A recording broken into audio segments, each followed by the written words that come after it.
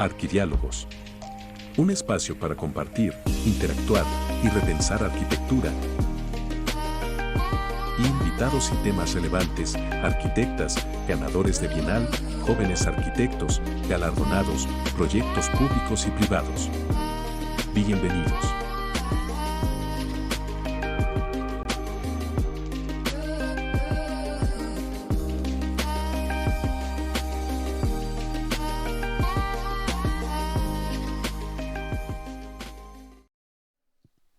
Hola, muy buenas tardes a todos y a todas los que se encuentran presentes y también a los que están conectados en Facebook Live. Bienvenidos a otro Arquidiálogo, en esta ocasión con un invitado, Óscar Rodríguez Castañeda de TAU, que nos va a contar acerca de varios proyectos. Antes de pasarle el micrófono y leer su semblanza, le doy el micrófono y la palabra al presidente del Colegio de Arquitectos, el arquitecto Norato Carrasco.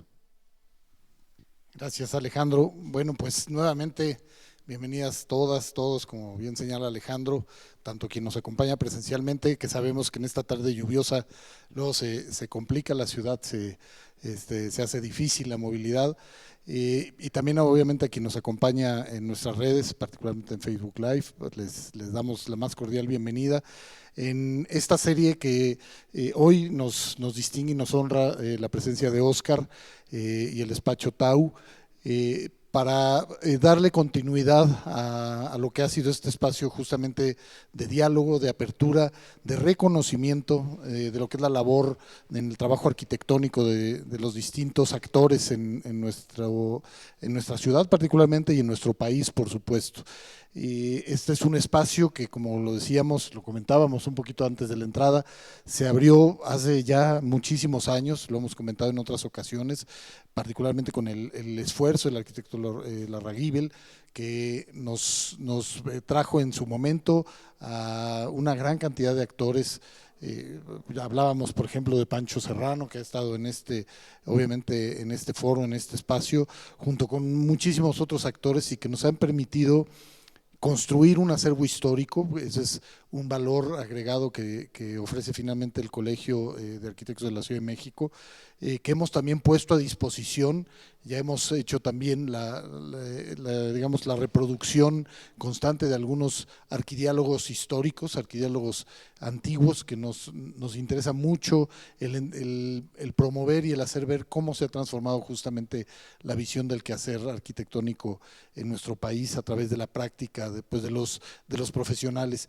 Y yo agradezco muchísimo a Óscar, porque hoy vamos a poder observar no solo un trabajo de altísima calidad, sino lo que significa el trabajo también desde esta visión del trabajo colectivo. Hoy más que nunca, y esto hay que también hacerlo ver, las figuras, digamos, de los grandes maestros, de los grandes actores, de los despachos, ¿no? Donde veíamos Legorreta Arquitectos, aunque persiste, por supuesto, o los grandes despachos que giraban alrededor de normalmente una gran figura, cada vez se van transformando en este entendimiento del valor del trabajo colectivo, de la intelectualidad de aporte, y creo que en ese sentido Taller de Arquitectura y Urbanismo es un buen ejemplo de lo que significa esta condición, y estoy seguro que Óscar nos platicará al respecto. Y pues bueno, muchísimas gracias de veras por acompañarnos, gracias a todos los que nos acompañan, y pues adelante, Alex, para la lectura, me entiendo, de la semblanza y la presentación.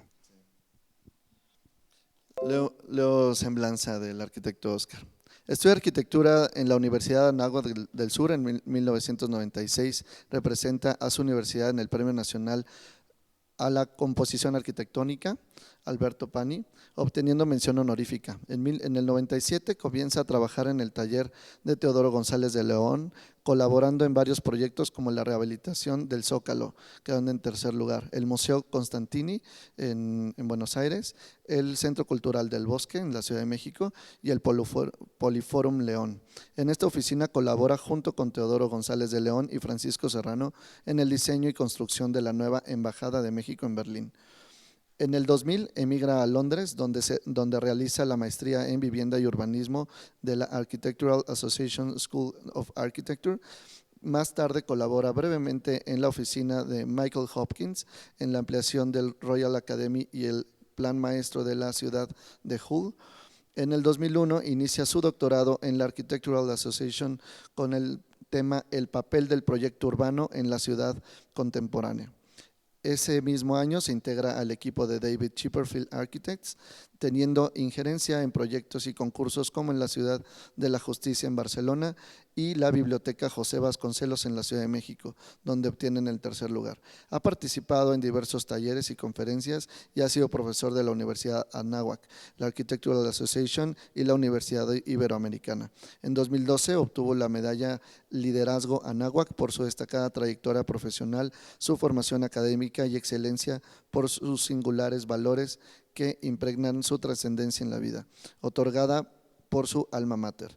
En el 2004 funda el Taller Abierto de Arquitectura y Urbanismo, TAU, estudio y consultoría de arquitectura y urbanismo enfocado al diseño, comunicación gráfica y el desarrollo integral de proyectos en diversas escalas. Le voy a dar la palabra al arquitecto Óscar. También los invitamos a que durante la charla, la plática, hagan preguntas, comentarios, para que sea para que tengamos un diálogo, un verdadero diálogo y tengamos una dinámica, ¿no? Adelante, Óscar. Muchas gracias. Sí, perfecto, gracias. Yo me voy a mover un poquito para poder ver lo que se vea, porque si no, no.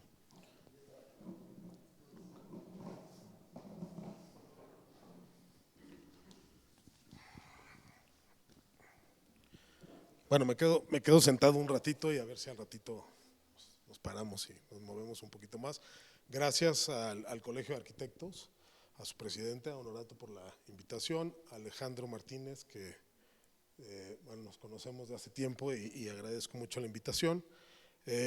Y bueno, gracias a todos los que están aquí, que se aventuraron a salir de sus casas. Hoy es un día complicado y bueno, pues aquí estamos. Bueno, preparamos esta plática para este día de hoy. En la carta de invitación estaba simpático porque decía platicar un poco como del emprendimiento de hacer un despacho y decía de un despacho joven, que pues ya no somos tan jóvenes, pero sí es cierto que somos un despacho, bueno, creo yo, un despacho joven, aunque tengamos como 15, 18 años trabajando en TAU. Hacemos muchos proyectos que la mayoría de los proyectos que hacemos toman mucho tiempo. Habrá algunos que no los vamos a ver terminados seguramente, porque son proyectos de diseño urbano que tardan, ¿no? Yo para digamos aliviar un poco eso, me gusta mucho la cocina, y la razón, digo, además de que soy muy comelón, la razón por la que me gusta es porque los proyectos en la cocina los puedes ver inmediatamente, ¿no? Hay algunos que tardan un ratito más, pero como quiera no tardan más de un día, ¿no? Y entonces eso te ayuda, digamos, a verlo, porque pues sí, los procesos de las cosas que hacemos a veces son muy largas, algunos otros no tanto, pero la mayoría de los proyectos que hacemos en la oficina sí toman tiempo. Entonces, antes de empezar, nada más les platico un poquito, ahorita Alejandro puso todas las cosas buenas que nos han pasado en TAU y a mí, pero también todo eso ha estado rodeado de una bola de momentos difíciles, ¿no? de días en que no sabes si el despacho va a seguir el próximo mes. Ahora con la pandemia fue una época muy complicada, creo que para todos, y la verdad es que pues yo celebro que ahorita, por ejemplo, estamos empezando otra vez con esta serie de arquidiálogos, ¿no? De poder estar platicando con el gremio, ¿no? Que siempre creo que es bueno. Yo lo hago cada martes en la escuela, que damos clase en la Ibero y damos clase con otros 4 profesores, y tengo la oportunidad ahí de platicar, de dialogar, no nomás con los profesores, sino con los alumnos. Y en el despacho tratamos digamos, aunque es una cosa de índole profesional, lo tratamos de hacer tan académico como sea posible, ¿no? En términos de, si nos vamos a meter en un proyecto, nos gusta mucho investigar, nos gusta digamos, ir guardando todos esos datos que vamos encontrando para poder ir tomando decisiones en el diseño, ¿no? Entonces, si quieres, empezamos con la primera para que no se aburran de ver esa lámina. Y estos son los inicios de la oficina. Yo regreso de Londres en 2004 tras una cosa que para mí fue así como un gran fracaso, porque logré convencer a la oficina de entrar al concurso de la Biblioteca Vasconcelos. Pasamos a la segunda fase, vinimos con David, con el director de diseño, pensamos que lo íbamos a ganar y no lo ganamos, ¿no? Lo ganó, como ya saben, Alberto. Y bueno, pues yo me quedé un poco como diciendo, ese proyecto iba a ser como el que iba, digamos, como el que me iba a regresar a México a seguir muy probablemente trabajando para Chipperfield. Y a la hora que no pasa, pues decido regresarme por eso y otras cosas y abrir la oficina. La oficina en un principio la empezamos sin nombre. Lo que sí sabía yo era lo que comentaba ahorita Honorato, que queríamos que fuera una oficina, que no fuera una oficina de autor, ¿no? Sino fuera una oficina abierta, y por eso creo yo que es la palabra más importante y la que menos se entiende dentro de las 4 palabras que hacen el nombre de la oficina, ¿no? ¿Y por qué abierto? Porque nos gusta mucho colaborar, tanto al interior de la oficina, nos gusta colaborar con otras oficinas. Ahorita iremos enseñando algunos proyectos que se han hecho en colaboración, y creo que al final del día eso enriquece, y además no nada más colaboramos con otros arquitectos, sino colaboramos con otras disciplinas, y esos cruces interdisciplinarios creo que son, pues a mí son lo que más, creo que en lo personal lo que más me atrae y me gusta, ¿no? Porque al final del día uno aprende mucho, ¿no? Estos son pues como creo todo despacho empieza con obras chiquitas, ¿no? Por lo general, el del lado izquierdo era una casa existente en Bosques de las Lomas, que era una casa muy bonita, pero operaba muy mal porque las circulaciones eran muy confusas y no había manera de entender bien como para dónde ir. Y el proyecto que preparamos era simplemente eso, era como ordenar la manera de circular dentro de la casa, con algunas partes que crecían como una terraza que se ve ahí y un pasillo que te iba llevando a las distintas habitaciones. Eso era todo el proyecto, ¿no? No era más que eso, era una cosa muy chiquita, pero es un proyecto que le tenemos mucho cariño porque pues el resultado fue muy bueno, y a la vez que hacíamos eso, hacíamos una casa en Contadero, que es aquella que se ve del lado derecho en la pantalla, que lo que tenía muy bonito era una casa que se iba como desdoblando y generaba una especie de patio al centro de 2 cuerpos y respetaba, digamos, el terreno en donde la casa se situaba. Si quieres la que sigue. Eso digamos, empezamos pues haciendo vivienda unifamiliar, después muy pronto nos invitaron a hacer este proyecto de vivienda plurifamiliar, y en la investigación era cómo hacíamos para hacer un edificio, digamos, de departamentos, pero lo que queríamos era que se sintieran como casitas, no como departamentos, digamos, como más horizontales, y lo que logramos fue hacer departamentos de 2 niveles, y hacía cosas interesantes para el desarrollador, como por ejemplo tenías una parada de elevador cada 2 niveles, ¿no? Y eso de pronto en lugar de tener 14 paradas de elevador tenía 7, y teníamos escaleras hacia el interior de cada uno de los departamentos, y eso, digamos, separaba el área pública del área de dormir, y normalmente lo hacíamos cuatrapeando en sección, de forma que si había una fiesta, vamos a decir, en una sala, hacia los lados siempre había sala, y hacia arriba o hacia abajo te tocaba sala para que no le hicieras o le hacías ruido a tus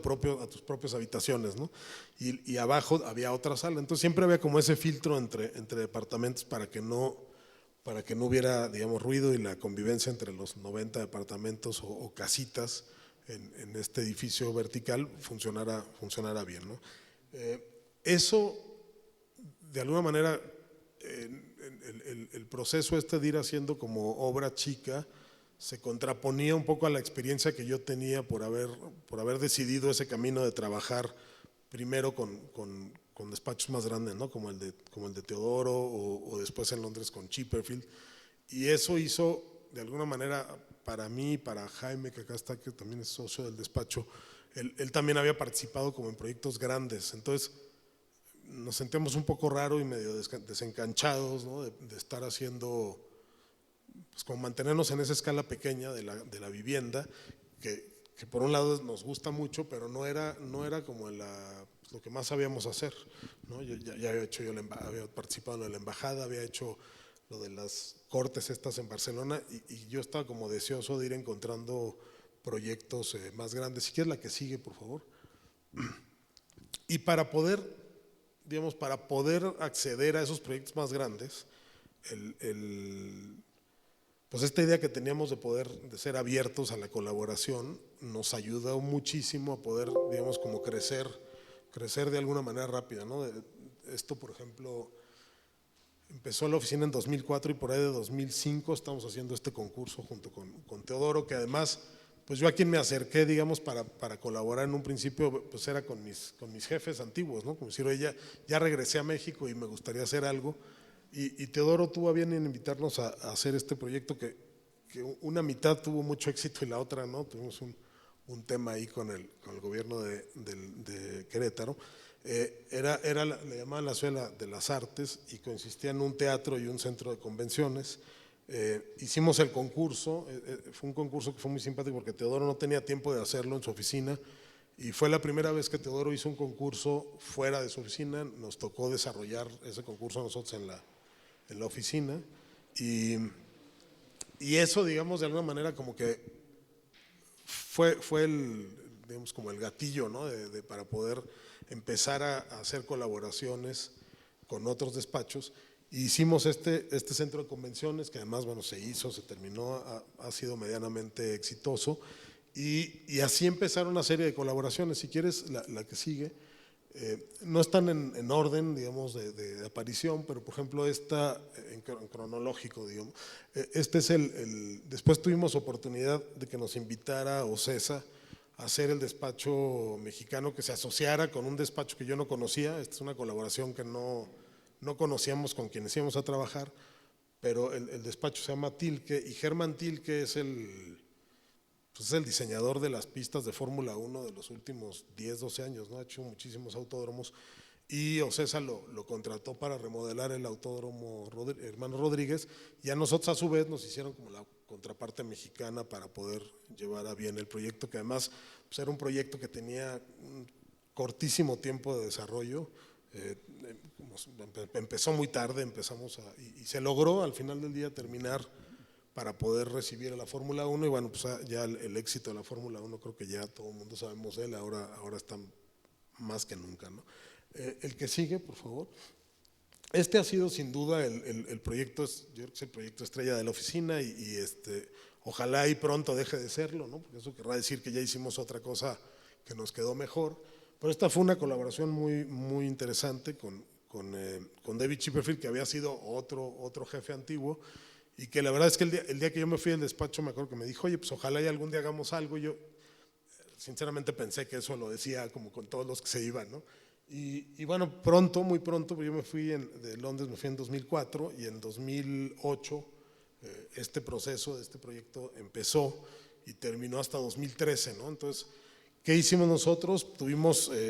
Fue una asociación con ellos y entonces eso nos permitió pues trabajar desde un inicio, ¿no? Tanto con el cliente como con el despacho de Londres y de alguna manera, como yo más o menos ya conocía la metodología de trabajo con ellos, pues de alguna manera este proyecto en la oficina lo llevamos, digamos, como si estuviera haciéndose en Londres, ¿no? En la oficina de ellos.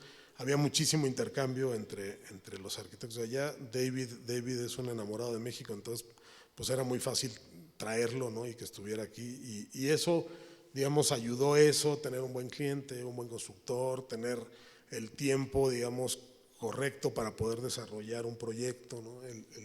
Un buen presupuesto, o sea, se juntaron todas las estrellas, digamos, como para poder hacer un proyecto pues muy exitoso y muy bien construido. Fue una experiencia, la verdad que padrísima. Ya habrá en algún momento, por ahí hay otra conferencia preparada con todo el proceso del museo, que es muy interesante, en algún momento la podremos hacer, ¿no? Y aquí, digamos, se termina la primera parte de la plática y empezamos con una donde logramos empezar a brincar de verdad a la gran escala que tampoco habíamos hecho, porque yo había hecho cosas grandes como edificios, pero no, o conjuntos de edificios, pero no habíamos participado mucho en proyectos urbanos. Si quieres, ahora sí la que sigue. Y empezamos a hacer muchos planes maestros en muchos lugares de la República. Este es un plan maestro en Obregón, que era muy interesante porque el plan maestro o el proyecto, digamos, de gran escala, normalmente lo recibes con un terrenote, ¿no? Con un terrenote donde nadie sabe qué quiere hacer, o no saben bien cómo mezclar esos usos, ¿no? O no sabemos bien. Entonces, siempre es como si hay alguien de aquí que pinte, ¿no? Cuando te enfrentas al lienzo en blanco, ¿no? Que no sabes bien qué hay, pero cuando empiezas a acercar, empiezas a darte cuenta que no está tan en blanco y que hay un montón de información. Si quieres la que sigue, por favor.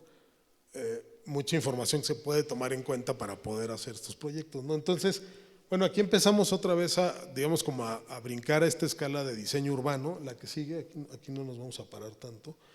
Otra, este es un proyecto que se nos ocurrió hacer, que nadie nos lo pidió, era el gran canal del desagüe que pues estaba vacío, y hicimos este proyecto. Está chistoso porque ahora ya está pasando con alguien más, no lo hicimos nosotros, pero bueno, lo presentamos al gobierno de la ciudad y a mucha gente le pareció buena idea, y bueno, ahora está pasando, creo que llevan 2 o 3 etapas, pero es una pieza de la ciudad, digamos, que se encargaba de partir en 2 esa zona, ¿no? Y ahora que está el parque y que se empezó a abrir, pues se ha vuelto muy interesante el lugar, porque, digamos, los vecinos que vivían a un parque de distancia ahora ya se conocen, ¿no? Y pueden, digamos, convivir, ¿no?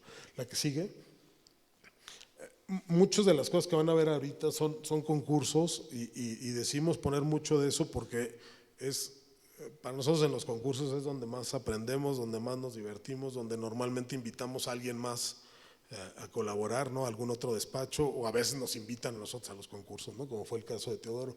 Este es un concurso que hicimos en Guadalajara, de vivienda, y la parte baja, digamos, bueno, nosotros así decidimos hacerlo. Toda la parte debajo de la plaza es un centro, como un centro comercial pequeño, ¿no? Y bueno, y eran vivienda en vertical, etcétera. El que sigue. Y aquí, como les digo, empezamos de repente y además había ese tipo de trabajos. Este es como 2008, una cosa así. Este es un proyecto muy, muy grande, tenían más o menos como 7,000 hectáreas, ¿no? Y 7,000 hectáreas es un mundo, es como Aguascalientes, creo que tiene eso, ¿no? Por ejemplo, y Aguascalientes es de las primeras ciudades que se fundaron aquí, pues se habrán ido haciendo poco a poco. Y acá el cliente, que era un desarrollador de vivienda, lo que quería era hacerlo muy rápido, ¿no? Entonces, también otra vez lo mismo, ¿no? Los tiempos siempre tienen una razón de ser, y este es un pedazo, no son las 7,000 hectáreas, estas creo que son como 2,000 hectáreas, si no me equivoco. Pero bueno, igual, si se fijan ahí, esa es una maqueta con un dibujo, digamos, de píxeles, que cada píxel es 1 hectárea, ¿no? Y cada hectárea de esas en ese dibujo y en la computadora tenía, tú la tocabas, digamos, con el cursor, y tenía un uso, ¿no? ¿Qué se podía hacer? O sea, tenía un COS, un CUS, o sea, todo eso, digamos, lo fuimos haciendo en base a una herramienta de planeación que nosotros fuimos generando para poder llegar a como una especie de plan maestro, pero a nivel territorial, que la idea era que se mantuviera muy flexible, ¿no? Que pudiera ir cambiando en el tiempo. La que sigue. Gracias. Y luego, bueno, otra vez esa búsqueda de decir, no nomás nos quedemos en la gran escala o en la escala territorial, sino siempre tratar de estar pues haciendo, digamos, cosas que son más construibles. Este era un proyecto que nos invitaron del CITS extinto en el Infonavit, un proyecto que se llamaba Territorio al Habitante, y esta era una casa en Coajimalpa, que la idea que tuvimos era que la pudieras hacer, digamos, como el exterior, una casa cerrada que estuviera terminada desde el día 1 en la parte de afuera, y que después pudieras ir creciendo en el tiempo. Ahí, digamos, del lado derecho en rojo se va viendo cómo esta casa podía ir completándose, pues conforme el dueño pudiera ir avanzando, ¿no? La que sigue, por favor.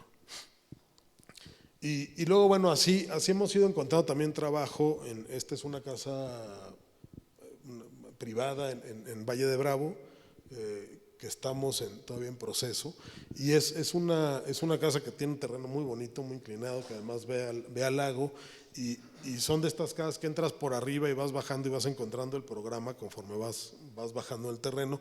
Y aquí el espacio era la entrada, y tenías esa especie como de mirador donde directamente ibas, te ponías a ver el lago, o bajabas una escalera que que ahí justo donde está ese hueco bajabas a un patio y de ahí entrabas a la casa, ¿no? Pero bueno, siempre en la oficina tratamos de mantenernos en esa, pues no es lucha, porque además se hace con mucho gusto, pero de que tengamos siempre proyectos de ambas escalas. A veces la que sigue viene un interior que hicimos, por ejemplo, ¿no? Entonces, nos gusta mucho brincarnos de escala, ¿no? Y tratar, hay veces que no es fácil, es complicado si estás trabajando una cosa grandota, de repente irte a ver un detalle, pero bueno, creo que es un buen entrenamiento, un buen ejercicio que uno tiene que seguir haciendo, ¿no? La que sigue, por favor. Y aquí, esta es una parte que, bueno, a nosotros nos parece muy interesante y digamos, distingue nuestro trabajo. Nosotros siempre que hacemos algo tratamos de desarrollar alguna herramienta que nos pueda servir después para otros proyectos. Y normalmente esas cosas pasan a veces o cuando son proyectos muy largos o cuando hay un concurso, ¿no? La que sigue.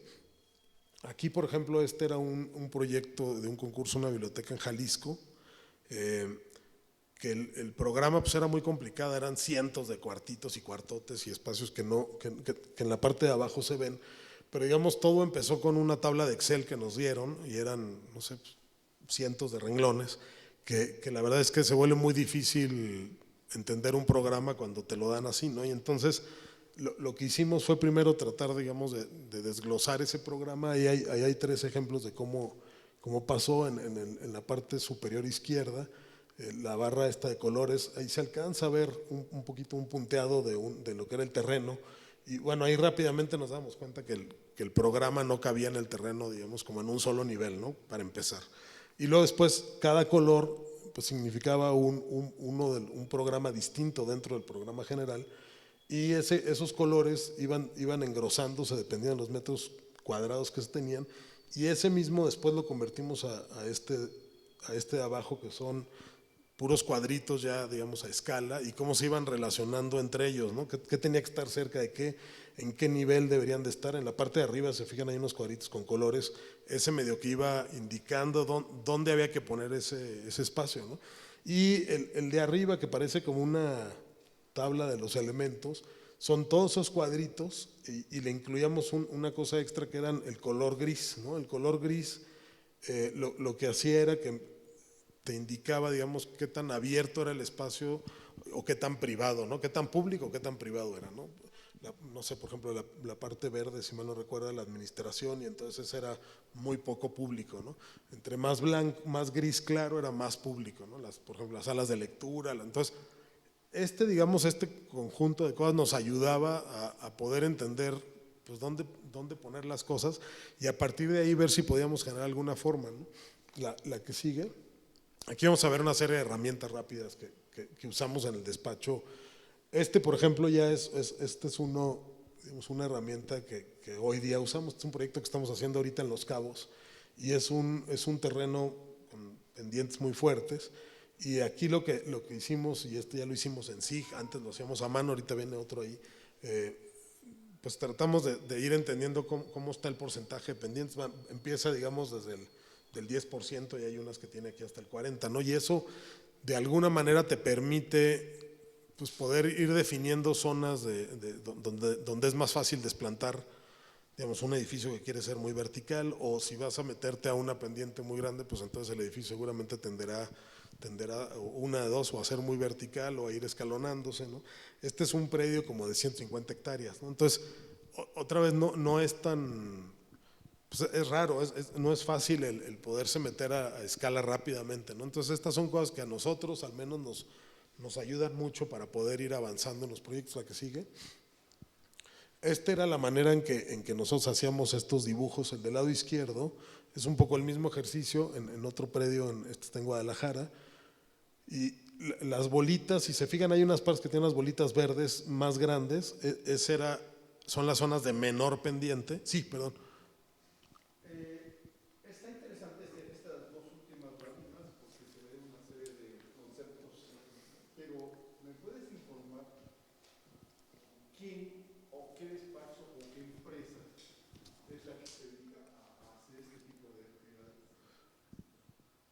¿En qué sentido? Detectar a través de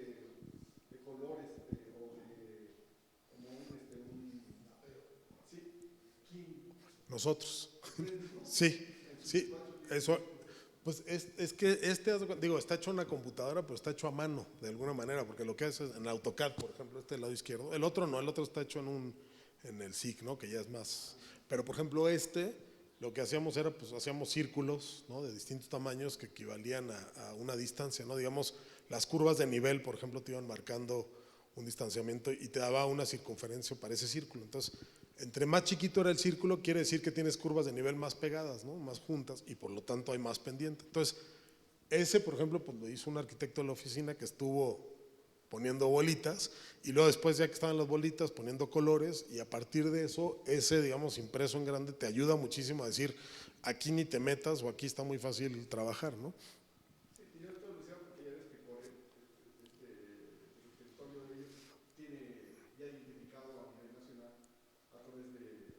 Sí, ahora digo, por ejemplo, no sé, nunca empezamos de cero, de repente, pues por ejemplo, con la información que haya, ¿no? Pues si tienes el levantamiento que te da el cliente, bueno, pues esa es una.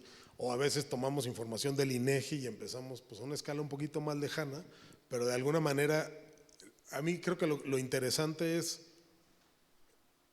si tú generas la herramienta, ¿no? Entonces eso te ayuda mucho para, digamos, para poder conceptualizar y poder llegar a algo, ¿no? Y poder tomar decisiones. Tú la manipulas, exacto, ¿no? Entonces, y de repente, digamos, por ejemplo, fue de los primeros que hicimos, ¿no? Y ahora, pues, bueno, ahora hay unas herramientas padrísimas que además son más rápidas, ¿no? También, por otro lado, a veces la inmediatez, ¿no? Te hace que no veas cosas. Quien hizo este dibujo, por ejemplo, o sea, nada más por andar poniendo bolitas, se sabía el terreno, ¿no? Lo hizo sin ir. Cuando fuimos, pues él nos dio el tour, ¿no? Ella, más bien, Sofía. Entonces, sí, por ejemplo, la otra de allá es la maqueta aquella que les enseñé al principio, que les dije que era como un píxel, era una hectárea. Aquellos dos de allá, igual cuando ves 4,000 o 5,000 hectáreas así en el Google, pues la verdad es que no se sabe ni de qué tamaño es, ¿no? O sea, no se alcanza a distinguir. Para verlo completo no distinguen ni árboles, ¿no? Entonces, o distinguen manchas, pero de pronto se puede ver como si fuera un espacio así muy, muy vacío, ¿no? O muy, sí, como si estuviera virgen, y de repente empiezas a hacer esos zooms y te empiezas a dar cuenta que obviamente no lo está. Entonces, por ejemplo, aquel de allá son ejercicios previos que íbamos haciendo, tratando de encontrar, por ejemplo, a ver, de este espacio, ¿cuál es la zona más central, ¿no? Pues a ver, entonces hacíamos una herramienta como de centralidad, o otra, por ejemplo, oye, a ver, a partir de las vialidades o de los caminos, porque en ese momento no había ninguna vialidad, había caminitos, a ver, pues, por dónde pasa la gente hoy día y por qué pasa por ahí, ¿no? Entonces la tomamos en cuenta un poco para poder proponer qué hacer después, ¿no? La que sigue. Este es un ejercicio que también fue otro concurso creo que fue para el ARPAFIL, si no me equivoco, y aquí, digamos, ya habíamos desarrollado para entonces nosotros esa herramienta de planeación que parte del lado izquierdo, los círculos. Hay unos círculos que se ven más grandotes.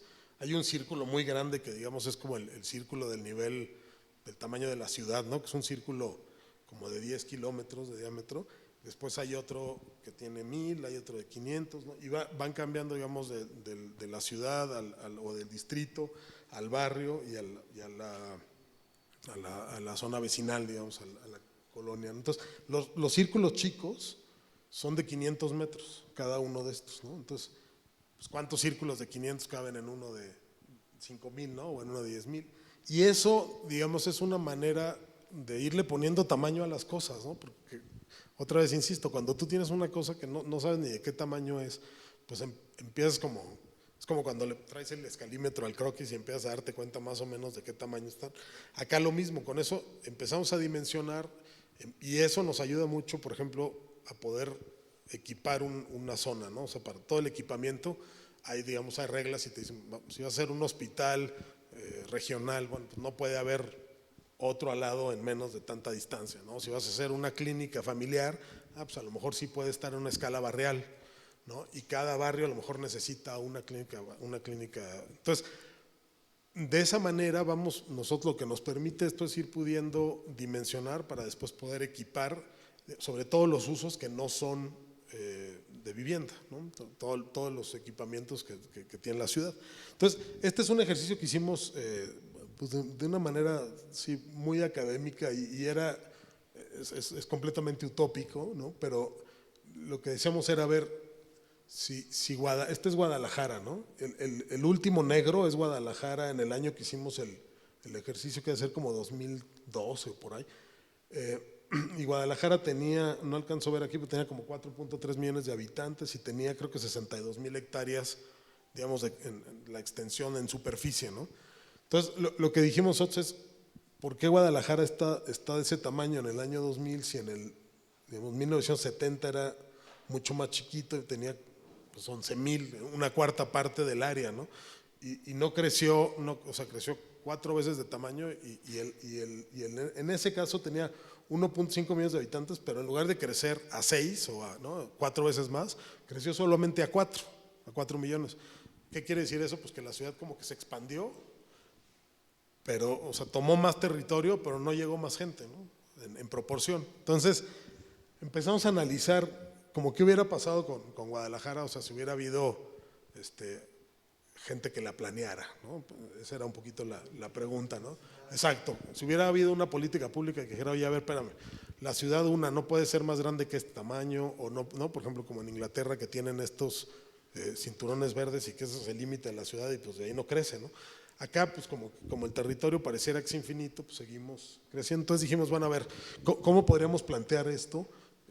Me dicen si voy, a lo mejor me estoy tardando mucho ahorita, pero bueno, rápido. Aquí lo que hicimos fue, si se fijan el punto, en el último donde se ve rojo, el punto negro del medio es Guadalajara en 1900, ¿no? Digamos, es como la Guadalajara histórica, ¿no? Entonces, dijimos, ok, bueno, si guardáramos el casco de la ciudad y todo lo demás lo empezamos a planear con esta herramienta, que es una herramienta que hicimos en el despacho, que es una herramienta que se mide, digamos, dependiendo de la intensidad con que sucede el fenómeno urbano, ¿no? O sea, como no nada más es densidad y no nada más es mucha población, sino es como actividad, ¿no? Actividad económica, actividad social, es la intensidad donde, digamos, esta zona donde estamos es una zona muy intensa, ¿no? Entonces, hicimos todo este ejercicio y ahí el comparativo final es muy simpático porque cuando llegas al final, la ciudad de Guadalajara que aparece alrededor de aquellos puntos negros que eran otros de los pueblos que ya también existían en ese momento y que hoy día pues ya se volvieron parte de Guadalajara. Ahí lo que dijimos es vamos a tratar de dejar como esos cascos de ciudad originales hasta 1900 y todo lo rojo es lo que nosotros planeamos, ¿no? Entonces el ejercicio era simpático porque al final del día pues aumentando por ejemplo ligeramente la densidad de un nivel o dos a 3 o 4 en unas zonas, teniendo no solamente vivienda unifamiliar, sino teniendo mucha más vivienda plurifamiliar y algunas otras cosas te permitían tener muchas cosas buenas, como por ejemplo mantener cuerpos de agua, grandes cuerpos verdes, ¿no? Y sí desplantar una ciudad, pero tener una ciudad, digamos, como mucho más amigable con el medio ambiente y tener, si se fijan ahí el comparativo, es la misma, son 4.5 millones de habitantes, pero en 28,000 hectáreas en vez de en 40,000, ¿no? Entonces, digamos, es un ejercicio nada más como para decir, oye, si aquí le hiciéramos tantito así a las cosas, a lo mejor los resultados de planeación serían, según nosotros, mejores, ¿no? Habría que…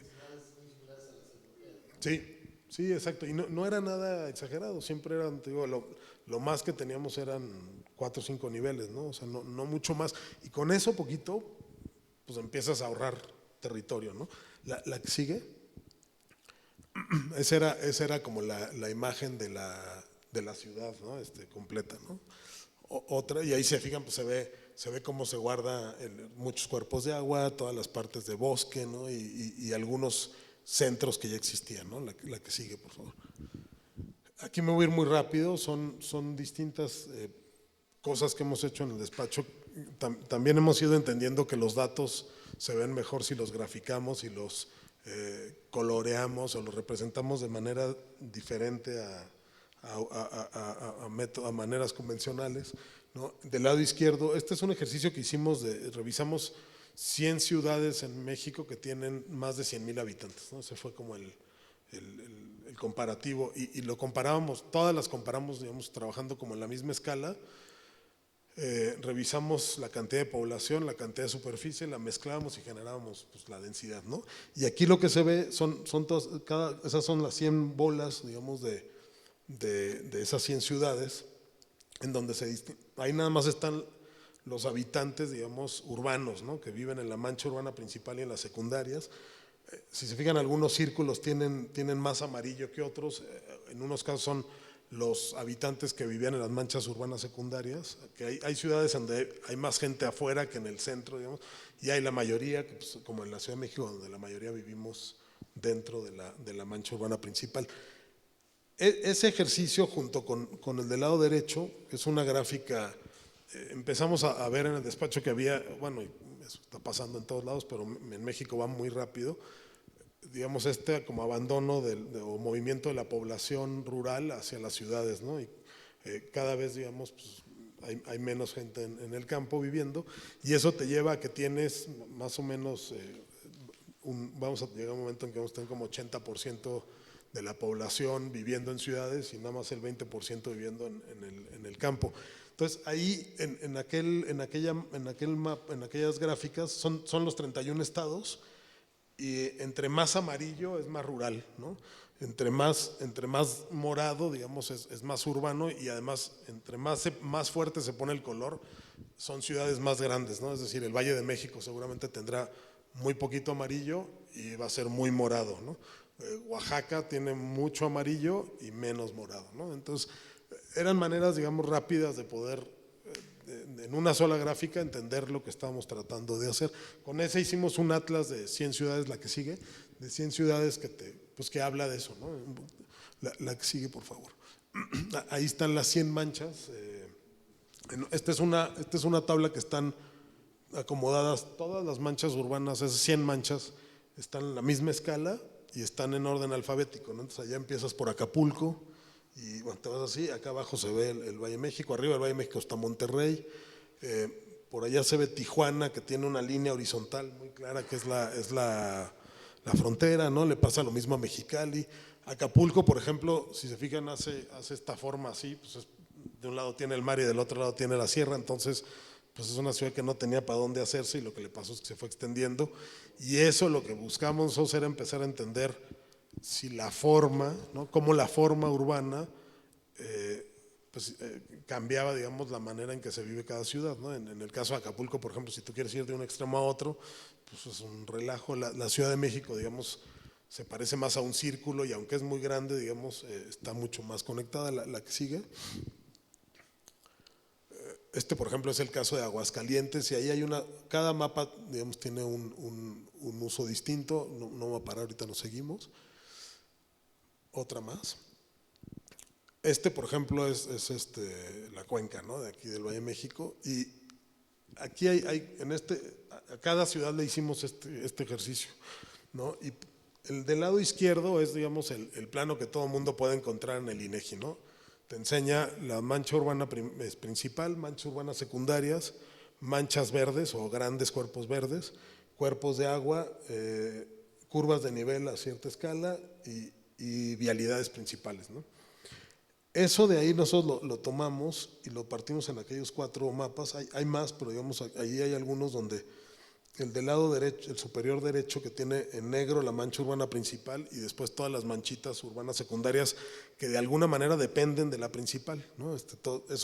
¿Qué genera eso? Pues eso genera viajes, genera, ¿no?, un movimiento de gente, pero a la vez también ahí están dibujados unos círculos concéntricos que son como, el INEGI le llaman centros topológicos, son centros de actividad económica. Entonces, es un poquito lo que te explica de la Ciudad de México. Es una ciudad policéntrica que realmente no todo el mundo se tiene que mover de un lado a otro, ¿no? Puedes, digamos, o sea, podrías empezar, según nosotros, como a recortar calles, ¿no?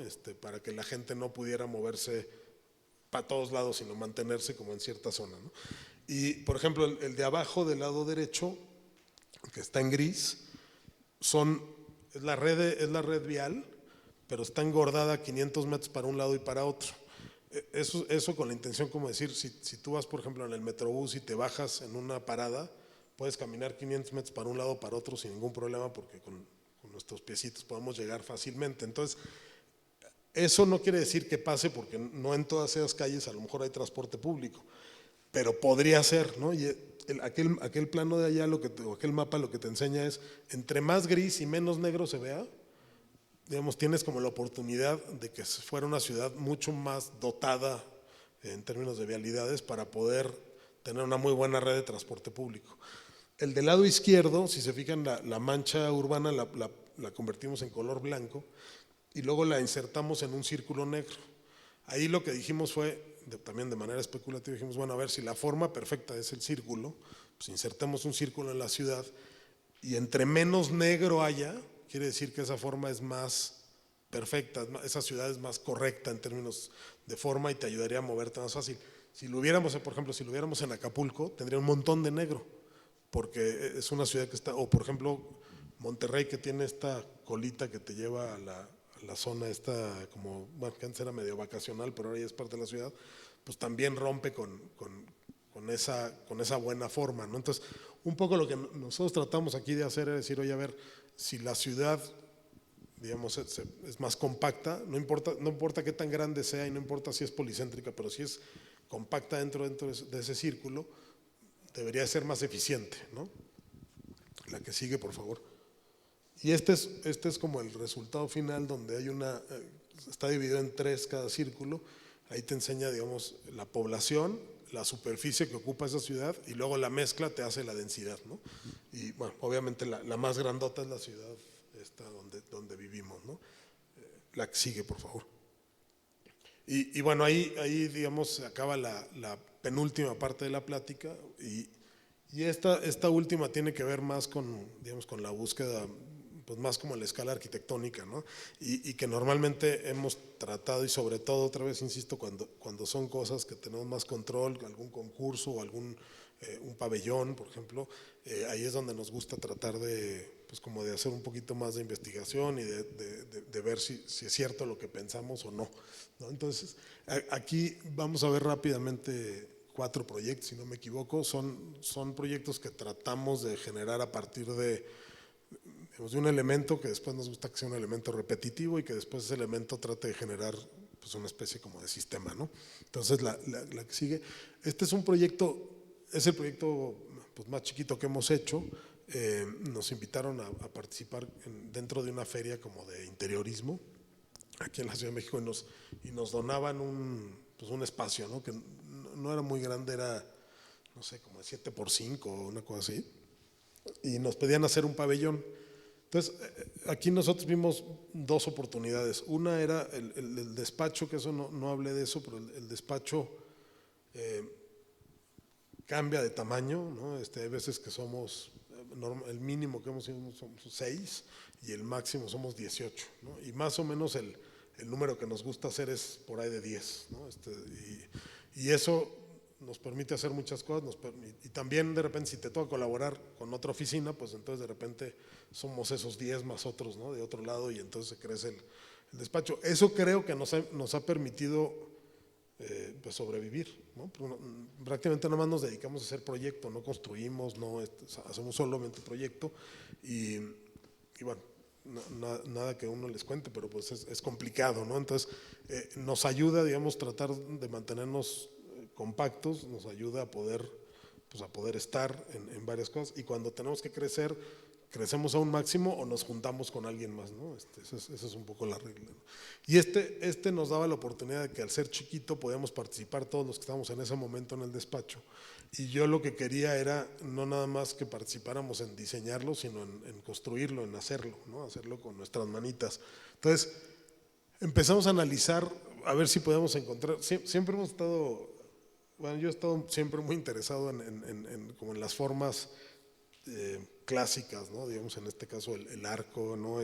Y luego los elementos básicos como es una columna y un arco, ¿no? Entonces empezamos a partir de eso a ver qué podíamos hacer y con qué material, y el material que encontramos era OSB, como triplay, que tiene además una bola de características buenas como el cortante. Entonces empezamos a ver cómo podía funcionar, y lo que hicimos fue una columna como en forma de cruz, que en medio quedaba vacía para poderle insertar, digamos, como así, el plano del arco y que juntos fueran armando esa estructura. Teníamos esos 3 muros que así venía el espacio, ¿no? Tenías un piso y no teníamos techo, ¿no?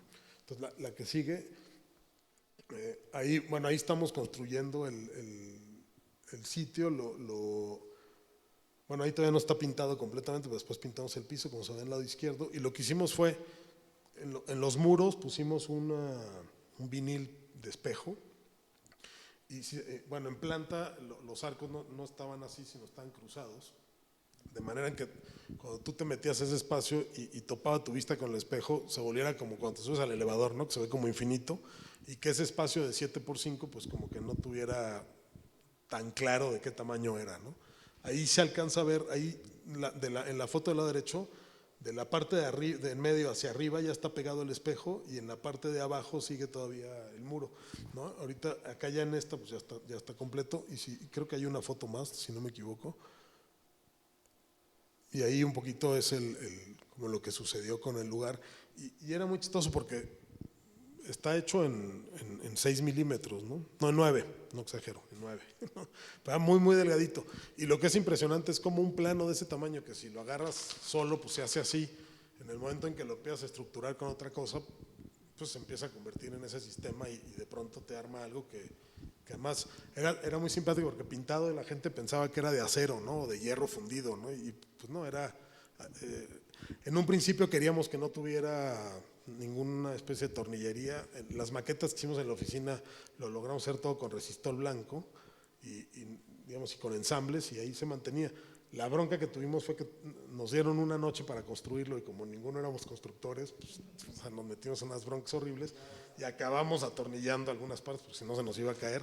Y luego además el espacio no estaba a 90 grados, estaba medio chueco, entonces no cerraba. Entonces bueno, pero al final del día se logró y fue un ejercicio muy divertido, ¿no? Porque pues, no es lo mismo dibujar que hacer y lo único que no hicimos nosotros fue cortar las piedras, que así las hicimos en máquina, ¿no? Pero todo lo demás se hizo a mano, ¿no? De alguna manera.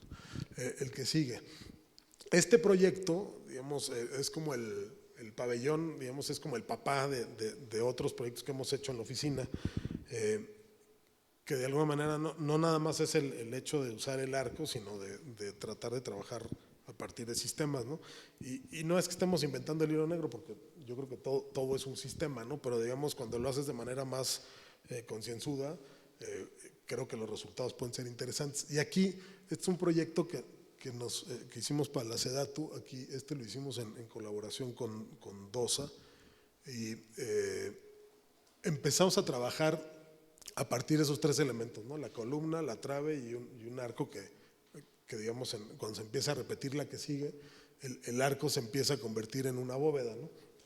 Y luego después, cuando ya tienes, digamos, no 2 elementos, sino 4 columnas y 4 traves y eso, pues ya empiezas a generar como un espacio cubierto, ¿no? Y después, si lo repites, pues tienes en medio, si nada más fuera una sola columna en medio, tendríamos como los 2 arcos o las 2 bóvedas topando y lo que hacemos era separarlas para generar un canalón al centro, ¿no?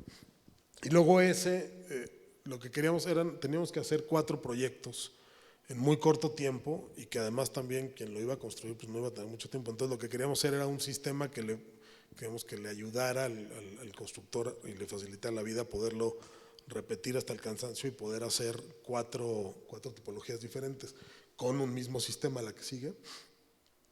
Ahí se ve un poquito, digamos, cómo operaba el sistema.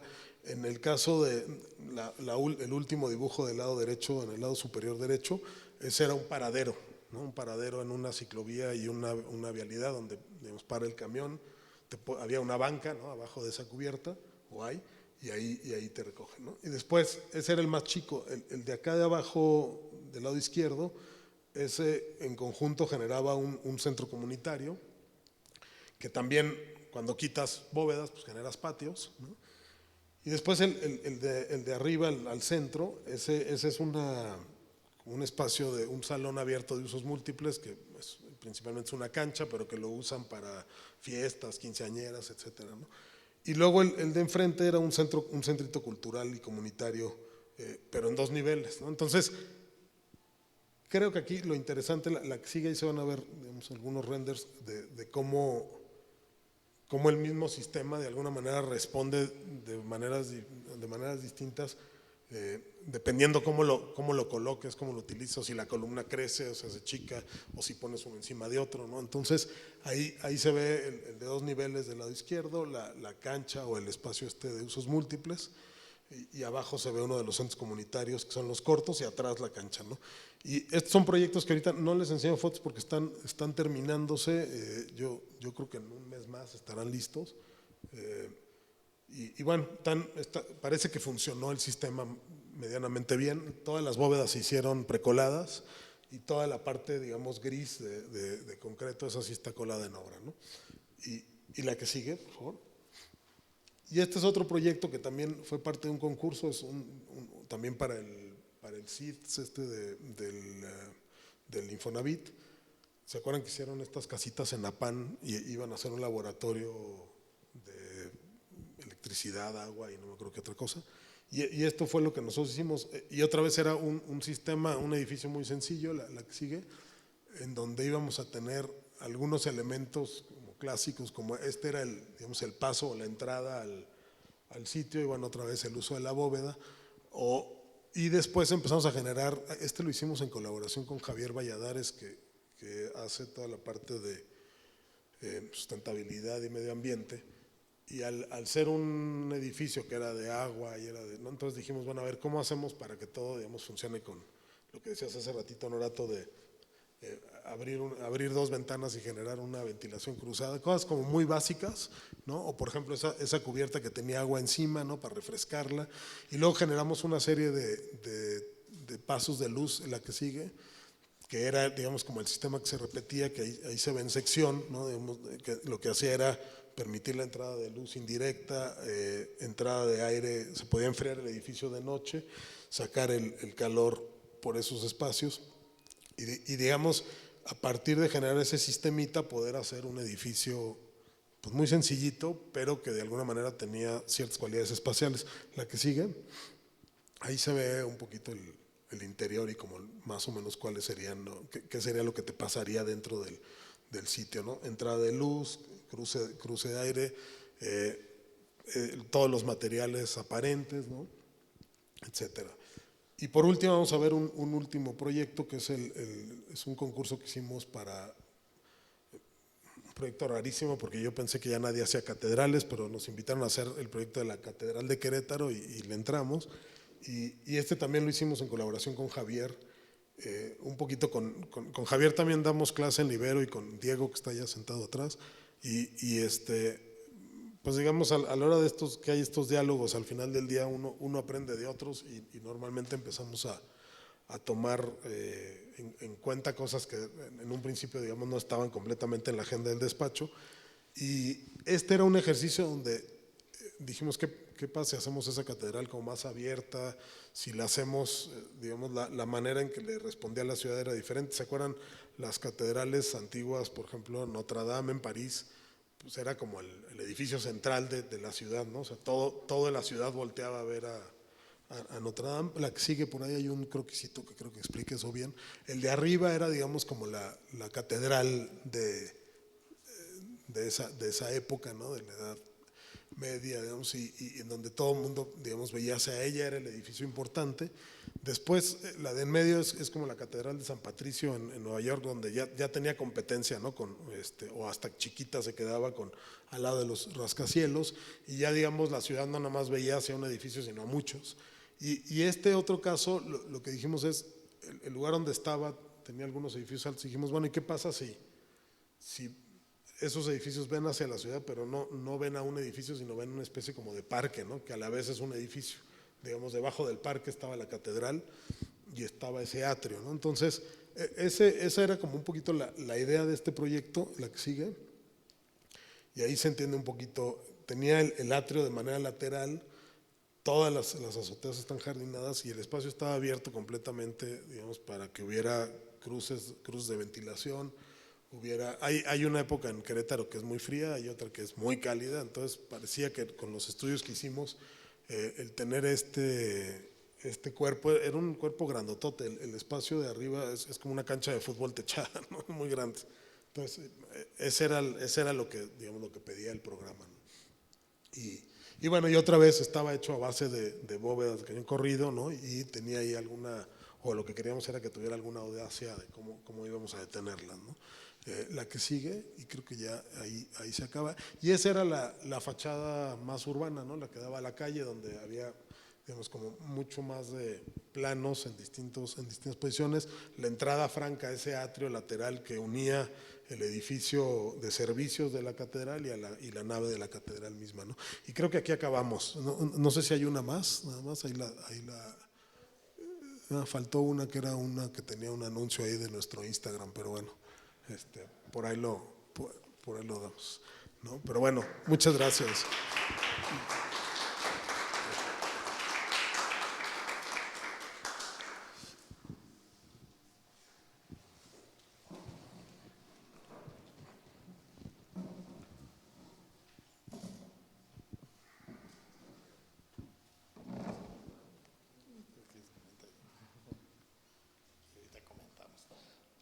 Óscar, pues muchas gracias por tu plática, tu asesoría, porque siempre es bueno conocer cómo trabajan otros despachos, más a la escala urbana, que a veces no todos los despachos llegan, ¿no?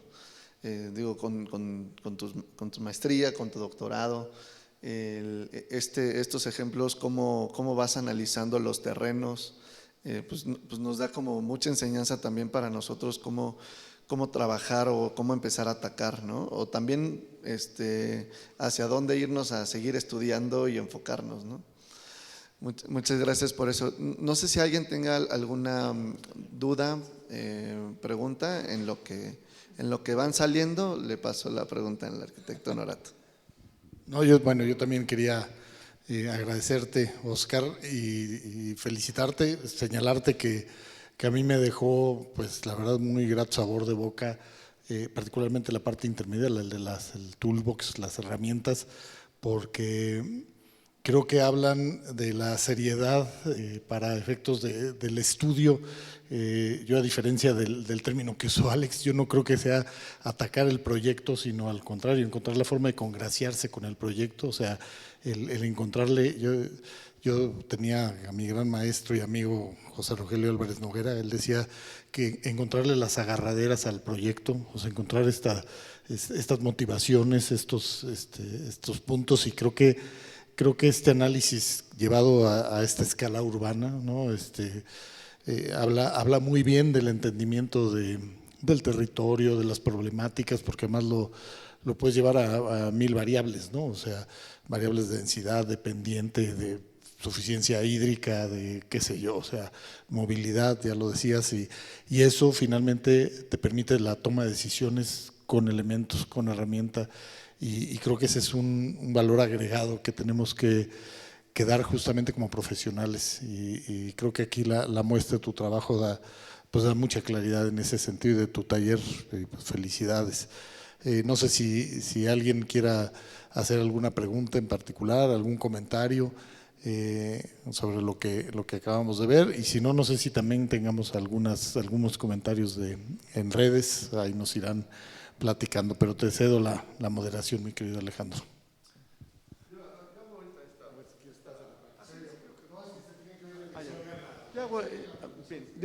Hago esta pregunta. Aquí en la Casa del Arquitecto han venido una serie de arquitectos a dar conferencias todos. Ahorita que observo, veo que pocas veces he encontrado a gente que se dedica propiamente al diseño. O sea, están en el despacho diseñando. Pero que a ti te crea algún conflicto o te ha creado algún conflicto el que tú no construyas lo que tú proyectas. Hace poco vino un arquitecto de Cuernavaca a presentarnos el proyecto de la Casa de Cultura. Él hizo el proyecto y todo eso, o su despacho, pero no lo construyó. Entonces a él venía, así que fue el ganador del premio de la medalla. ¿Sí? Entonces yo lo sentí que él venía frustrado, venía con no frustrado, vamos a dejar esa palabra, término, sino que lo que diseñamos, lo que pensamos, no llevarlo a cabo no crea conflicto? Esa es la pregunta. A ver, vamos, una aclaración. O sea, el hecho de cuando digo no construimos es, hay dos razones. Una es cuando son proyectos, por ejemplo, las Jumex, ¿no? Era un proyecto como de una escala donde pues necesitas traer a una constructora grandota, ¿no? Entonces, en ese momento, pues ahí ya, digamos, quedaríamos excluidos, pero eso no significa que no hagamos la dirección arquitectónica del proyecto, ¿no? Entonces, en obra, ¿no? Entonces, digamos, sin construir, pues sí dirigimos, ¿no? Un poco la construcción y podemos, digamos, o resolvemos dudas o problemas que se dan en el momento de la construcción. Digamos, tratamos dentro de los proyectos de ir pensando en algunas cosas que podrían pasar, ¿no? Y si pasan, ¿cómo lo solucionas? Hay otras que suceden en el momento y si estamos ahí, pues es mejor, ¿no? Hay veces que si no estás, pues alguien tiene que tomar la decisión porque ya llegó el concreto o porque ya, ¿no? Y entonces pues ya no pasa. Sí, o sea, hemos hecho cosas muy chiquitas, ¿no? Porque además, te digo, no tenemos o no queremos tener la infraestructura en el despacho como decir, pues tenemos también el departamento de obra que hace, no sé, porque lo que nos pasaría es, tendríamos ahí, digamos, o sea, el día que no tengas obra, pues ¿qué haces, no? Entonces, y además, lo que hemos encontrado es que no podemos ser todólogos, ¿no? Entonces, pues siempre hay alguien que construye mejor que uno, ¿no? Entonces, si logras traer a todos esos agentes o a esos actores a la mesa, el éxito del proyecto puede ser mejor, ¿no? Entonces, siempre, digamos, como condición, sí ponemos que tenemos que participar en la dirección arquitectónica, que yo creo que ese es un buen consejo para el que no lo haga, ¿no? Y digo, cuando son cosas muy pequeñitas, por ejemplo, lo del pabellón era al revés, ¿no? Vamos a hacerlo, ¿no? Y era muy, muy divertido, sí, o sea, nos pintamos, echamos a perder la ropa, ¿no? O sea, pero no es y hay otras cosas, por ejemplo, los proyectos de escala urbana como estos. O sea, la mayoría de estas cosas, unos no van a pasar nunca, ¿no? Porque a lo mejor también se descubre que tal, ¿no? Hay algún cambio político, hay algún cambio. Para hacer estas cosas grandotas, no, o sea, se necesitan muchos actores que congenen al mismo tiempo, ¿no? Entonces, no, yo creo que es buena idea especializarse en algo. O sea, nosotros lo que hemos tratado de hacer es especializar, o sea, sí, hacer diseño, esta parte de diseño urbana, generar herramientas, ¿no? Y sí, esa es la manera en que participamos. Y la parte de la docencia, ¿no? La parte de la docencia que para mí es muy importante, es como también el ratito en donde te sales pues como del día a día, ¿no? De la oficina. Y es un momento es donde yo creo que yo más aprendo, ¿no? En eso. Oscar, hablando de las herramientas y estas maneras de entender como los territorios que se crean o los crearon ustedes mismos, ¿cómo ha sido esta parte de ustedes de generarlo, de crearla? Y no solo eso, sino, o sea, ¿cómo ha funcionado a través de sus proyectos? Tal vez lo hicieron para un proyecto y cómo esos mapeos a nivel nacional, que ya veíamos, ¿no? Tenían el mapeo de 100 ciudades de todo el país. ¿Cómo ha funcionado o en qué les ha servido también para otros proyectos? Si ha funcionado eso y cómo, o si alguno de estos mapeos han sido simplemente, a ver, vamos a entender nuestra ciudad de México, ¿no? ¿Cómo ha sido este proceso? Mira, en términos, digamos, de algunas cosas, cuando es como tratar de entender un territorio, es el proceso es bien simpático con el cliente, porque de repente creen que te pones en contra de ellos, ¿no? Porque ellos a lo mejor dicen, oye, yo compré 200 hectáreas, ¿cómo que no voy a usar 200 hectáreas? ¿Por qué compré 200? No, es que o sea, la información que encontramos a través de hacer eso, pues te está diciendo que ahí no te metas, ¿no? O sea, respeta esa parte del terreno, no lo uses, no hagas esto. Y eso a veces pues se vuelve medio frustrante para el cliente. Hay un momento en que puede dar la vuelta y te dice, pues sí tenía razón, ¿no? Qué bueno que no lo tocamos. Pero un poco lo que tratamos de hacer nosotros también con eso es como decir, oye, no todo es como para que le des una borradita general y empieces a hacer lo que tú quieras, ¿no? Hay una preexistencia, hay un sistema que ya funciona, ¿no? Y el que está llegando eres tú, ¿no? O sea, el terreno, el territorio ahí está, y es tratar de encontrar y a través de la información que logramos, guiar al cliente de no hacer cosas que no se deben de hacer, ¿no? O que creemos que no se deben de hacer. Y ese es un proceso divertido. Hay veces que no es hacia la primera como bienvenido, y poco a poco cambia. Y sí se ha vuelto una manera de siempre empezar un proyecto, ¿no? Analizamos, revisamos, vemos, y a partir de ahí, encontramos cuáles son las zonas más óptimas para desarrollar algo y cuáles no, cuáles son las que hay que, o sea, a lo mejor las que si no tocas le dan carácter a ese proyecto y al rato se convierten en la bandera del proyecto, ¿no? Del proyecto mismo. Y en términos de los otros ejercicios, algunos empiezan pues así porque no tenemos nada que hacer y decimos, ay, vamos a hacer algo, ¿no? Y entonces hacemos. Ese es el caso de algunos. El de las 100 ciudades es hijo de un proyecto que hicimos con el IMCO, con el Instituto Mexicano de Competitividad. Ellos estaban haciendo un índice de competitividad urbana, ¿no? En materia de vivienda, se lo había encargado el Infonavit.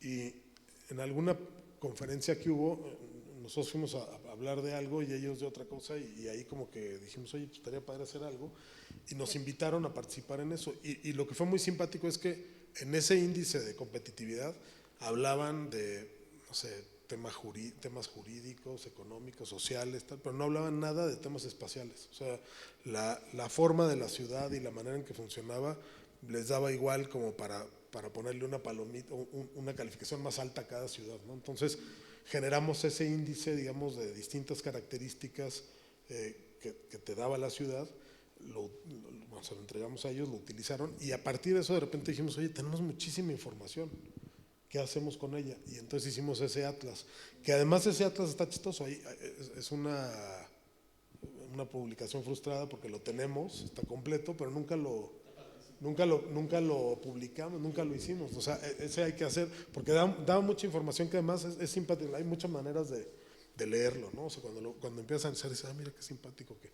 Ensenada, por ejemplo, cuando lo hicimos todo el tema de los documentos digitalizados no estaba tan fuerte, pero por ejemplo Ensenada, que es el municipio más grande, pues de repente si tú vivías en la parte sur del municipio y tenías que ir a renovar tu licencia, pues tenías que hacer un viaje de, no sé, muchas horas, ¿no? Para poder llegar a la oficina Entonces de repente esas cosas como que te dicen, oye, a ver, y si hicieras esto, ¿qué pasaría? ¿No sería más padre la vida de la gente? Pues sí, y entonces hay como tonterías que digamos esos mapas simples te ayudan pues sí, te dan información para poder decidir, ¿no? Y entonces la decisión, pues no es una decisión porque a mí se me antojó, ¿no? Es lo que, digamos, la información dice. Hay veces que es bien complicado hacerle ver a alguien que hay que usar la información porque te lo está diciendo, porque ese alguien dice, no, es que yo quiero así. Entonces ahí es la parte donde de repente, pues bueno, hay que ir encontrando la manera de irlo dialogando hasta que logras destrabar esos candados, ¿no? Bueno, pues has trabajado con Teodoro González de León, con Kalach, con Chipperfield. Hay unos que tienen una materialidad y trabajan mucho con el concreto. ¿Eso te ha quedado? O sea, ya como despacho, Tau, Óscar Rodríguez, digo, a la cabeza, también trabajando en colaboración, el trabajo del concreto y de esta materialidad como muy pegada. O sea, ¿qué ha sucedido con esta historia de tus maestros? Sí, pues somos fans del concreto, ¿no? O sea, sí, definitivamente pues sí, hay una fascinación por el concreto, ¿no? Y digamos, además ahora se pueden hacer muchas más cosas, ¿no? Entonces, por ejemplo, aquí con Teodoro, bueno, pues estaba el concreto cincelado, blanco, que ese aprendí algo, ¿no? Cuando hicimos la embajada. Pero mientras se hacía la embajada también se aprendían de otras cosas que habían hecho, ¿no? Por ejemplo, el concreto del auditorio que estaba pigmentado con arenas naturales, ¿no? O con tesontle. Con Chipperfield, por ejemplo, el proyecto que hicimos de la ciudad, es que tiene un nombre horroroso, pero bueno, la ciudad de la justicia se llama. Siempre que lo oigo me siento como Superman, ¿no?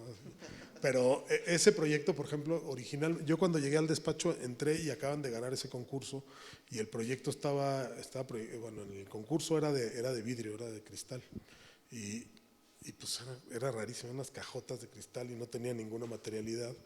Y a partir ahí digamos, de maquetas y empezamos como a empujar la idea del concreto y acabó siendo un proyecto de concreto pigmentado hecho en sitio, en donde cada edificio era de un color diferente, ¿no? Y ahí también, pues hoy día Chipperfield, por ejemplo, trabaja muchísimo con concretos pigmentados. Jumex es chistoso porque no se hizo de concreto. Jumex, la materialidad de Jumex, originalmente queríamos que se hiciera de cantera y lo íbamos a hacer con unos bloques de cantera como de 40 por 60 y gruesos. La idea de Jumex originalmente es que iba a ser un edificio de un solo nivel, no iba a ser muy alto. Pensamos que el predio era más grande, originalmente venía mal el plano, ¿no? O sea, ¿te acuerdas que está Jumex y atrás hay una torre? Bueno, el dibujo que nos mandaron era todo. Entonces, originalmente iba a ser más bajo y eso permitía, digamos, utilizar la cantera como lo queríamos utilizar como cimbra. ¿Te acuerdas cómo hacían esos como de mármol y después colabas y ya pues esa se quedaba ahí como el acabado final? Cuando creció el edificio a varios niveles, pues ya se decidió que la cantera no iba a ser una posibilidad porque tenía que ser muy gruesa. Y David tenía, digamos, como dentro de sus pendientes, utilizar un mármol travertino, ¿no? Y también, cuando vinieron, ellos hicieron muchos viajes a México cuando estábamos decidiendo qué hacemos, y como que los concretos que veían aquí no les acababan de convencer. Fuimos a mucho edificio y como que David tiene muchos arquitectos alemanes y los alemanes tienen su complicación siempre, ellos, ¿no? Digamos, como que dicen, oye, no, es que la calidad, no. Entonces, pues sirvió de dos cosas. Una, sirvió para introducir la idea del mármol, y dos, las partes de concreto que sí se hicieron, sirvió como para picarnos el orgullo de decir, no, espérate, ahora lo hacemos como suizos, ¿no? Y bueno, creo que sí se logró. O sea, el concreto que se utilizó en Jumex es un concreto blanco, muy liso, ¿no? Con un acabado, o sea, la otra parte importante del concreto es la siembra que utilizas, ¿no? Entonces, sí, en la oficina a mí o sea, cada vez que podemos hablar de concreto, utilizarlo, o en la cátedra, en la cátedra blanca en Libero también, pues siempre tratamos de hablar de eso, ¿no? Y sí es una fascinación, al menos personal, sí, sin duda, ¿no? Tocas un tema chistoso que es el del concreto y la calidad del concreto, que en efecto, bueno, y esta anécdota probablemente la reconoces tú mejor o la historia te la sabes mejor, que dicen que de alguna manera el concreto martelinado que desarrollaba Teodoro nace un poco justo de esta visión de la imperfección digamos, de la mano de obra mexicana respecto a la calidad de los concretos aparentes, ¿no? Y la facilidad de más bien dotarle de una textura, ¿no? Con lo que en su momento era una mano de obra muy, muy económica, ¿no? Y que permitía todos estos procesos de martelinado, y que le dio digamos, a México, pues bueno, toda una época de hitos, ¿no? Que fueron desde el Infonavit, bueno, y no solo en Teodoro y en Zabludovsky, en muchos otros, ¿no? Que trascendió a muchos. Yo recuerdo el Centro Cultural Universitario con Orso, Arcadio, los concretos biselados, ranurados, ¿no?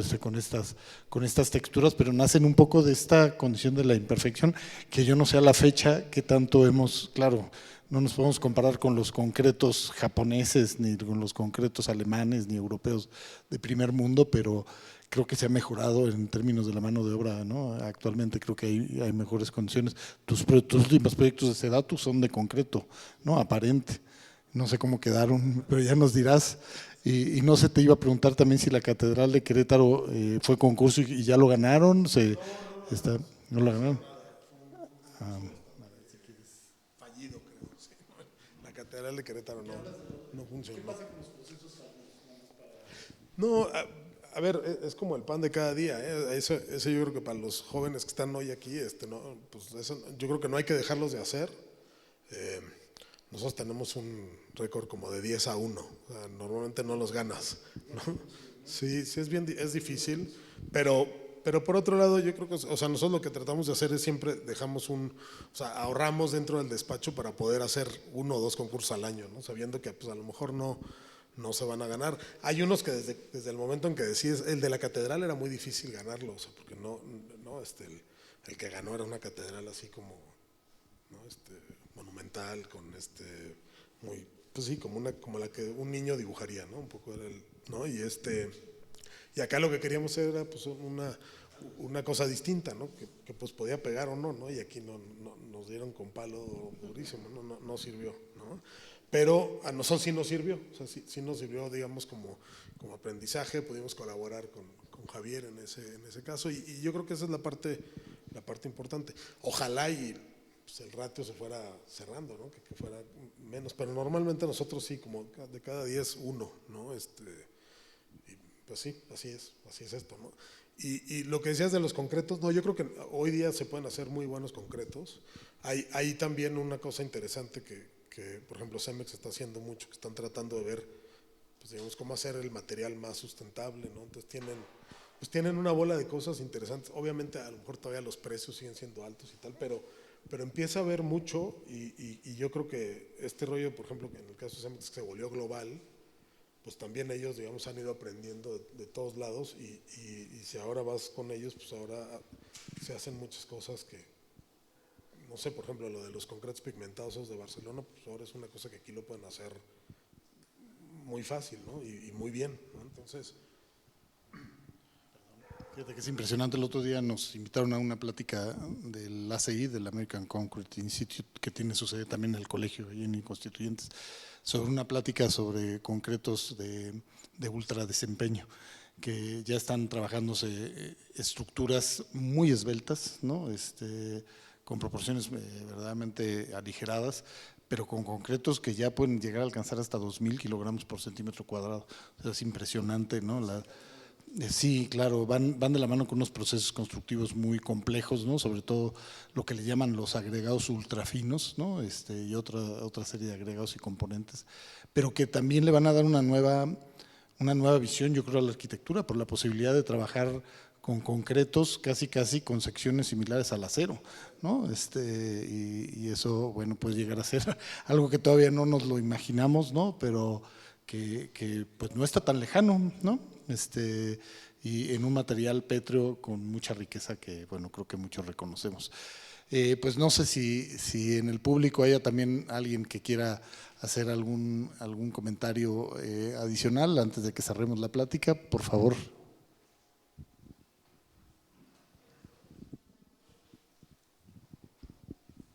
Buenas tardes.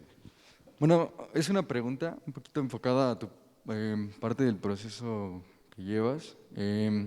Bueno, comentabas que hay momentos en los que a lo mejor por los tipos de proyectos que llegan a tener, pues se llegan a juntar, a lo mejor son varios proyectos al mismo tiempo. ¿En qué momento de todos estos proyectos tomas tú la decisión y qué partes del proceso pues ya llega un punto en el que tienes que delegar?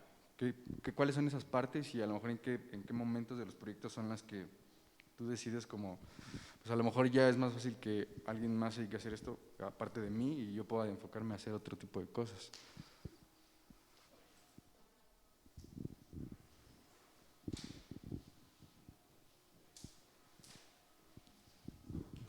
A ver si entendí bien lo que estabas preguntando. No, yo creo que, o sea, no sé si, como decías, en qué momento como sueltas, ¿no? Y dejas que alguien…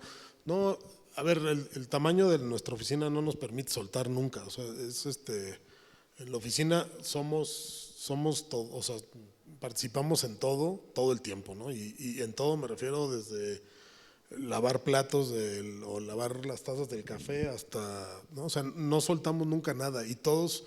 Lo que hemos ido encontrando en la oficina es que cada quien, digamos, hace mejor una cosa que otro, ¿no? Entonces, si a lo mejor hay alguien que funciona muy bien haciendo las maquetas, bueno, pues a lo mejor es el especialista en maquetas, pero no quiere decir que los demás no hagan maquetas o los demás, ¿no? Entonces, tratamos de estar siempre muy involucrados y eso ayuda también a la calidad de los proyectos, ¿no? O sea, que salgan, digamos, que en el momento en que los emites para construcción salgan mejor y que vayan, digamos, con un rango de error más pequeño, ¿no? siempre hay errores, siempre hay problemas, pero digamos, entre más tiempo tengamos y más cabezas lo vean y lo revisen, yo creo que vas con más posibilidades, ¿no? Eso era lo que preguntabas, ¿no? ¿O no? Sí.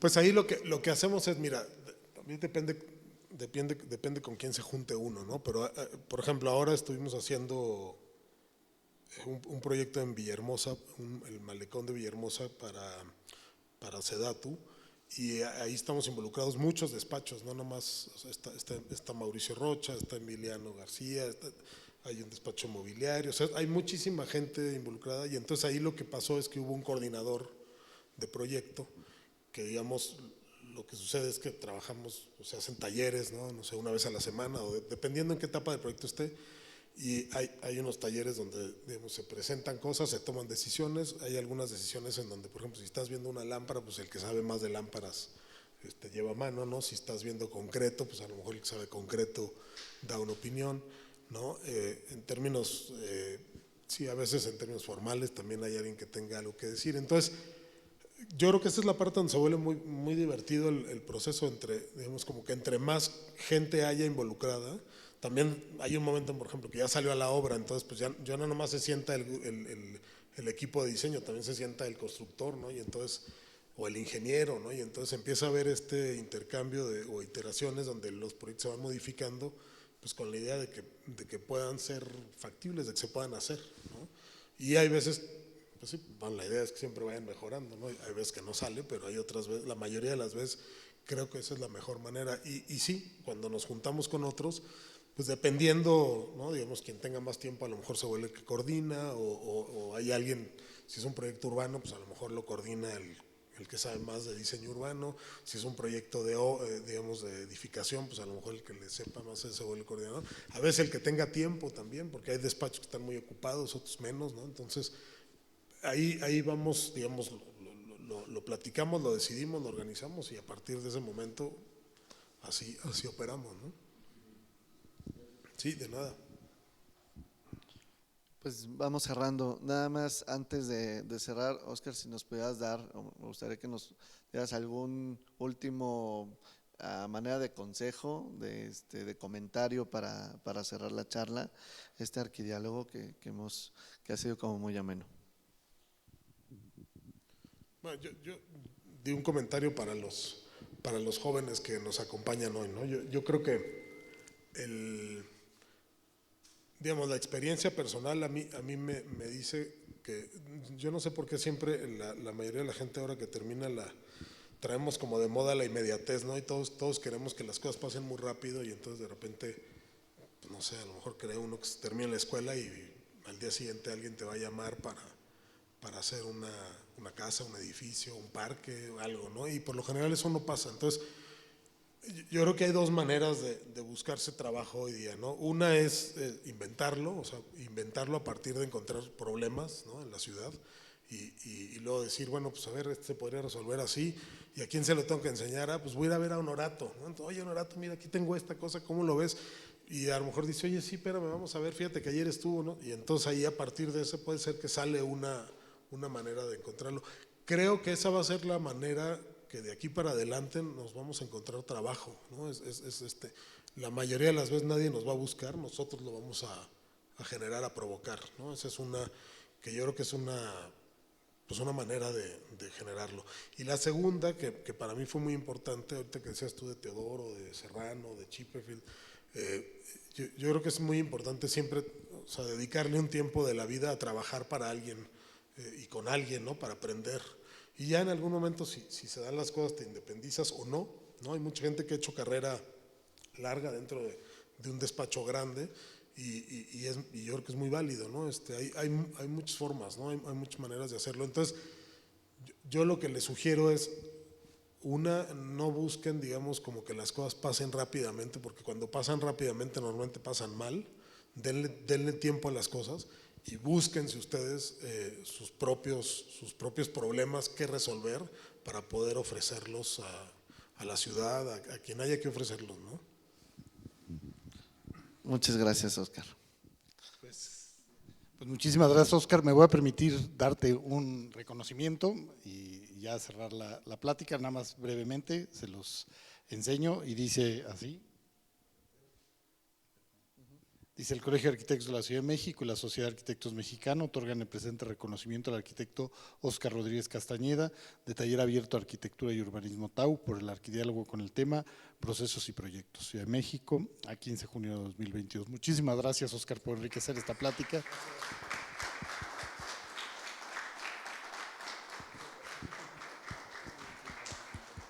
Y gracias a todos ustedes por acompañarnos. Y bueno, pues quedemos en espera del próximo arquidiálogo y de esta serie. Gracias a todos ustedes. Buenas noches.